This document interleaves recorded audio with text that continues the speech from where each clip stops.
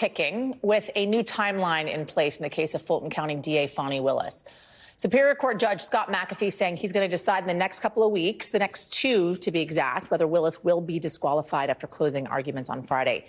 If Willis, who was in the courtroom yesterday, is removed, it could completely upend the Georgia election interference case against the former president. Joining me now is investigative journalist Michael Isikoff, co-author of Find Me the Votes, a hard-charging Georgia prosecutor, a rogue president, and the plot to steal an American election. Michael, it looks like you got another book now on your hands as well, considering all the testimony we've heard over the last couple of weeks or so.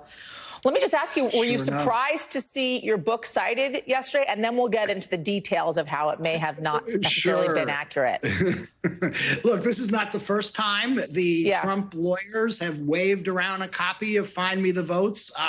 Happy to see it. It's great for business. But that said, they keep misquoting the book and misstating it. The reason it came up yesterday is Mr. McDougal, the lawyer for Jeffrey Clark, one of the defendants in this case, quoted from the book jacket that we had exclusive access to thousands of internal documents, text messages, audio recordings, and other material, trying to imply that Fani Willis or the district attorney's office had provided us this exclusive access from grand jury material and other investigative files. Completely wrong. They obviously did not read the book closely, because if they checked Chapter 6, it's quite clear where this material came from. It's from sources at Motley, the South Carolina plantation owned by Lynn Wood, one of the where a lot of the Trump lawyers, Sidney Powell and others, including Michael Flynn,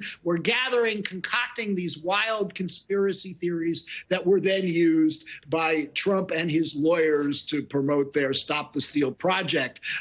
But it had nothing to do with Fani Willis. It's quite significant. There are audio recordings of we have in the book. Michael, I want to pause you. I want to pause you for a moment, because despite the fact that you expertly explained the situation in the way in which it was presented by Jeffrey Clark's attorney, Harry McDougal, I do want to play it for folks to kind of remind them of how this all went down and the quoting of your book, and then we'll come back. Sure. The second conflict is her political ambition, for which she was previously chastised by Judge McBurney. And that's also present in this book. The inside flap of this book says that they were given, quote, exclusive access to thousands of secret documents, emails, text messages, and audio recordings. The court has twice denied defense motions to unseal special purpose grand jury materials. She helped herself to get the glory of this book. So you were watching this moment at home, I assume, or you heard about it and you thought? No, I was watching it in real time, and again, great to see him waving around the book, but totally misrepresenting the contents. And this is not the first time they've done it.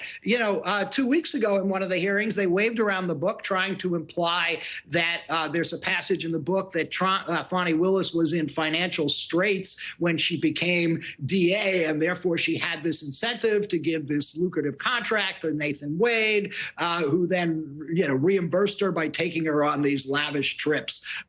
In fact, the passage they were quoting from referred to Fani Willis's financial issues in 2018, 2 years earlier. Then she gets a judgeship. Then her law practice picks up. And by the time she ran for DA, she was not in financial straits at all. So they, once again, misstated the book. But look, I'm glad they're calling attention to it. Hopefully it will encourage some people to actually read it and see how they're getting so much stuff wrong in their presentations. So in your book, you talk about the choice that Fani Willis made in choosing Wade.